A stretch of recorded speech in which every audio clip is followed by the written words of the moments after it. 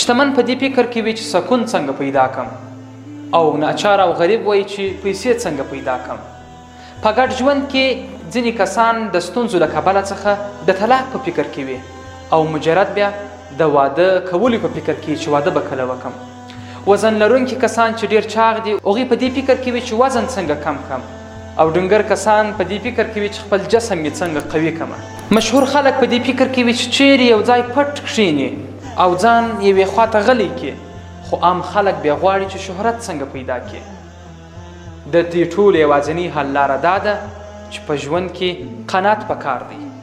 هغه څه چې الله عز وجل موږ ته راکړي دي پر هغه باندې باید قناعت وکړو.